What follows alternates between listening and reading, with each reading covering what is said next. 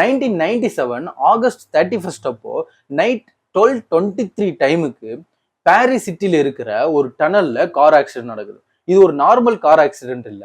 அந்த காருக்குள்ள இருந்தவங்க world famous most kind heart person and people பிரின்சஸ்ன்னு சொல்லப்படுற பிரின்சஸ் டயானா தான் இருந்திருக்காங்க. ஒரு பக்கம் டைமண்ட் க்ரோன், இன்னொரு பக்கம் மறக்க முடியாத பெயின். இன்னைக்கான வீடியோவில் நம்ம என்ன பார்க்க போறோம்னா, பிரின்சஸ் டயானா, அதாவது ஒரு சாதாரண பெண் எப்படி பீப்புள் பிரின்சஸா மாறினாங்கன்ற ஸ்டோரியை நான் உங்களுக்கு தெளிவா சொல்றேன். அந்த பேலஸ்குள்ள என்னென்ன சீக்ரெட் நடந்துச்சு, அதாவது பிரின்சஸ் டயானா என்னென்ன பிரச்சனையை ஃபேஸ் பண்ணாங்க அப்படின்றதையும் நான் உங்களுக்கு தெளிவா சொல்றேன். ஓகே, அவங்க இறந்தது ஒரு நார்மல் கார் ஆக்சிடென்டா இல்ல ஒரு சதியா அப்படின்றத இன்னைக்கான வீடியோல நம்ம ஃபுல்லா பார்க்கலாம். அதுக்கு முன்னாடி நீங்க நம்ம சேனலுக்கு புதுசா இருந்தீங்கன்னா மறக்காம சப்ஸ்கிரைப் பண்ணிட்டு பாருங்க. ஏன்னா நீங்க பண்ற ஒவ்வொரு சப்ஸ்கிரைபும் அடுத்து போற வீடியோக்கு மோட்டிவேஷனலா இருக்கும். ஹாய் ஃபோக்ஸ், நீங்க பார்த்துட்டு இருக்கிற ரோடியம் ராக்ஸ். ஐ ஆம் ஹரி. வாங்க வீடியோக்குள்ள போகலாம். ஜூலை 1, 1961 அப்ப யுனைடெட் கிங்டம்ல இருக்கிற பார்க் ஹவுஸ் என்ற பிளேஸ்ல ஜான் ஸ்பென்சர், பிரான்சிஸ் ஷேட் ஹயர்ட் இவங்க 2 பேருக்கு பிறக்கிற குழந்தை தான் டயானா. டயானாவோட full name Diana Frances Spencer. Diana ஒரு ரிச் ஃபேமிலியில தான் பிறக்கிறாங்க. ஆனா அவங்களுக்கு கிடைக்கிற அன்புல அவங்க ஒரு புவர் ஃபேமிலி தான். டயானாக்கு 6 வயசா இருக்கும் போது அவங்க அப்பா அம்மா டிவோர்ஸ் வாங்கிடுறாங்க. டயானா அவங்க அப்பாவோட தான் வளர்றாங்க. பட் டயானோட அப்பா செகண்ட் மேரேஜ் பண்ணிடுறாங்க.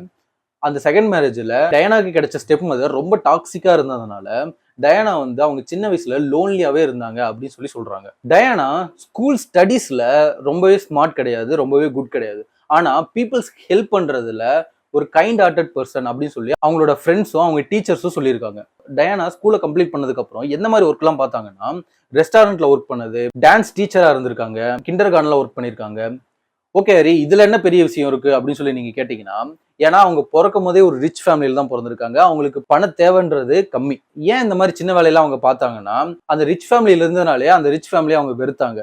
ஸோ நம்ம ஒரு நார்மல் பீப்புளா இருக்கணும், ஒரு நார்மல் பர்சனா மற்றவங்களோட இருக்கணும் அப்படின்றதுக்காக தான் இந்த மாதிரி ரெஸ்டாரண்ட், கிண்டர் கார்டன் இந்த மாதிரி இடத்துல ஒர்க் பண்ணாங்க. அப்படி அவங்க ஒர்க் பண்ணும் போது மணி அவங்களுக்கு கம்மியா கிடைச்சாலும் அவங்க கூட பழகிற பர்சன்ஸ்லாம் ரொம்ப கைண்ட் ஹார்ட்டடா இருந்தாங்க. ஓகே, இவங்க ஒரு நார்மலா பழகினாங்க அப்படின்ற மாதிரி டயானாவோட ஹிஸ்டரியில இருக்கு. இப்ப ஒரு நார்மலான பொண்ணு எப்படி பிரின்சஸ் டயானாவா மாறினாங்க அப்படின்ற ஸ்டோரி நான் உங்களுக்கு சொல்றேன். டயானாவோட ஃபேமிலியும் பிரிட்டிஷோட ராயல் ஃபேமிலியும் ரொம்பவே க்ளோஸா இருந்தாங்க. அந்த டைம்ல 3rd சார்லஸ் என்ன பண்றாருன்னா, டயானாவோட சிஸ்டரை டேட் பண்றாரு. ஒரு டைம் அப்படி டேட் பண்ணும்போது அவங்க வீட்டுக்கு வராங்க. வீட்டுக்கு வரும்போது தான் டயானாவை ஃபர்ஸ்ட் டைமா சார்லஸ் மீட் பண்றாரு. சார்லஸ் டயானாவை ஃபர்ஸ்ட் டைமா பார்க்கும்போது லவ் பண்ணிடுறாரு. அதுக்கப்புறம் டயானாவும் சார்லஸும் டேட் பண்றாங்க. சார்லஸ் டயானா அவங்க 2 பேரும் லவ் பண்ணி 1981 February 24 அப்ப 2 பேருக்கும் என்கேஜ்மெண்ட் ஆகுது. டயானாக்கு என்கேஜ்மெண்ட் ஆகும்போது அவங்களோட வயசு என்னன்னா 19, சார்லஸுக்கு 32. ஜூலை 29, 1981 அப்ப டயானாவுக்கும் சார்லஸுக்கும் மேரேஜ் ஆகுது. இந்த மேரேஜ்ல 750 மில்லியன் பீப்புள்ஸ் இவங்க மேரேஜை பார்த்ததா ஒரு ரெக்கார்ட் இருக்கு. டயானாவை எல்லாரும் பிரின்சஸ் ஆஃப் வேல் அப்படின்னு சொல்லுவாங்க. அதுக்கப்புறம் டயானாக்கு வில்லியம் ஹென்ரின்னு 2 குழந்தைங்க பிறக்கிறாங்க. டயானா பிரிட்டிஷ் ராயல் ஃபேமிலியோட ஒரு லெகசியை உடைக்கிறாங்க. எப்படி நான் சொல்றேன்னா, இல்ல ஒரு பிரின்சஸ் எப்படி இருக்கணுமோ அந்த மாதிரி இருக்காம டயானா என்ன பண்றாங்கன்னா, நான் பீப்புள்ஸ்க்குலாம் ஹெல்ப் பண்ணணும் அப்படின்னு சொல்லிட்டு ஹோம்லெஸ் பீப்புளுக்குலாம் ஹோம் கட்டி தரது. அதுக்கப்புறம் அந்த காலத்துலலாம் HIV எய்ட்ஸ் பீப்புள்லாம் தொட்டு கூட பேச மாட்டாங்க. ஏன்னா தொட்டா நம்மளுக்கு அந்த நோய் பரவிடும் அப்படின்னு சொல்லிட்டு தொடக்கூட மாட்டாங்க.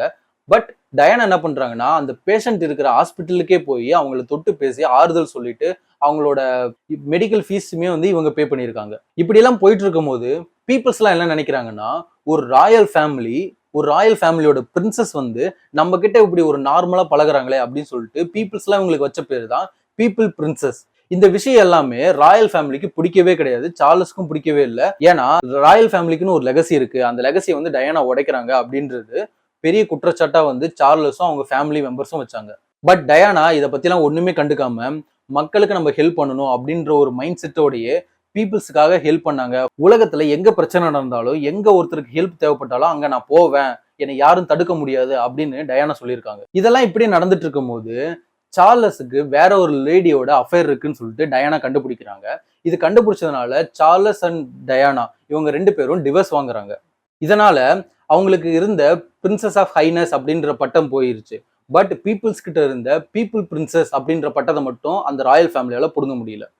கொஞ்ச நாள் போனதுக்கு அப்புறம் 1997 அப்ப டயானா என்ன பண்றாங்கன்னா, எகிப்துல இருக்க மில்லியனரான டோலி ஃபயர்ட் அப்படின்ற ஒருத்தரை லவ் பண்றாங்க. இந்த லவ் மேட்டர் ராயல் ஃபேமிலிக்கு பிடிக்கவே இல்லை. ஏன் சொல்றேன்னா, ராயல் ஃபேமிலியோட லெகசி என்னன்னா, ஒருத்தர் வந்து டைவர்ஸ் வாங்கவே கூடாது. அதாவது ராயல் ஃபேமிலியில ஒருத்தங்க மேரேஜ் பண்ணாங்கன்னா டைவர்ஸ் வாங்கக்கூடாது. பட் இவங்க 2 பேரும் வாங்கிட்டாங்க. டைவர்ஸ் வாங்கினாலுமே வந்து அந்த பொண்ணு வேற ஒருத்தரை லவ் பண்ணவோ இன்னொருத்தரை கல்யாணம் பண்ணவோ கூடாது அப்படின்றது அவங்களோட லெகசி. பட் டயானா என்ன பண்றாங்கன்னா ஒரு மில்லியனரை வந்து லவ் பண்றாங்க.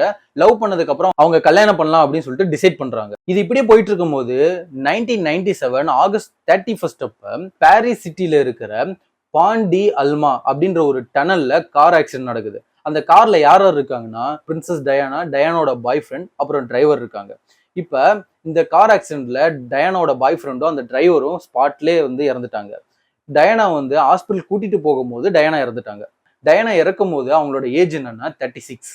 செப்டம்பர் 6, 1997 அப்ப டயானாவோட ஃபியூனரல்ல 2.5 பில்லியன் பீப்புள்ஸ் வந்து டயானாக்காக அழுதாங்க, டயானாவோட ஃபியூனரல்ல பார்த்தாங்க அப்படின்னு சொல்லிட்டு ஒரு ரெக்கார்ட் இருக்கு.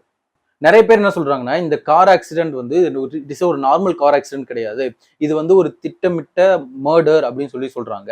ஏன் அவங்க அப்படி சொல்றாங்கன்னா இந்த ஆக்சிடென்ட் நடக்கும்போது அந்த டனல்ல 16 கேமரா இருந்துச்சு. பட் அந்த கவர்மெண்ட் என்ன சொல்றாங்கன்னா இந்த 16 கேமராவும் வந்து ஒர்க் ஆகல அப்படின்னு சொல்றாங்க. இது நம்புற மாதிரியே கிடையாது. அப்புறம் போலீஸ் என்ன சொல்றாங்கன்னா அந்த டிரைவர் வந்து குடிச்சிருந்தாங்க, அதனாலதான் ஆக்சிடென்ட் நடந்துச்சு அப்படின்னு சொல்றாங்க. பட் டயானா பாய் ஃப்ரெண்டான டோலி ஃபயதோட அப்பா என்ன சொல்றாருன்னா அந்த டிரைவருக்கு குடிப்பழக்கமே கிடையாது அப்படின்னு சொல்றாரு. இப்படியெல்லாம் மிஸ்ட் இருந்தாலுமே அந்த பேலஸ்ல டயானா லோன்லியா தான் இருந்தாங்க அப்படின்னு சொல்லி அங்க ஒர்க் பண்றவங்க எல்லாம் சொல்லியிருக்காங்க.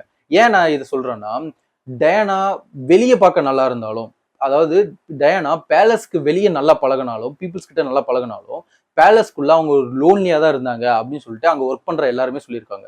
சமூகத்தால் புறக்கணிக்கப்பட்ட மக்களுக்கு அவங்க செஞ்ச ஹெல்ப் மூலியமா அவங்க இன்னுமே இங்க வாழ்றாங்க, உயிரோட தான் இருக்காங்க அப்படின்னு சொல்லிட்டு அவங்களால பயனடைஞ்சிருப்பாங்க பாத்தீங்களா மக்கள், அந்த மக்கள்லாம் சொல்லியிருக்காங்க. எது எப்படியோ வேர்ல்டு வந்து ஒரு மோஸ்ட் கைண்ட் ஹார்ட் பர்சனை இழந்துருச்சு தான் நான் சொல்லுவேன். ஓகே காய்ஸ், இந்த வீடியோ உங்களுக்கு பிடிச்சிருந்தா மறக்காம லைக் பண்ணுங்க. உங்க ஃப்ரெண்ட்ஸ் அண்ட் ஃபேமிலிக்கு வந்து டயானா பத்தி தெரியலன்னா மறக்காம இந்த வீடியோ ஷேர் பண்ணுங்க. அடுத்த ஒரு இன்ட்ரெஸ்டிங்கான வீடியோல உங்களை மீட் பண்றேன். Good luck.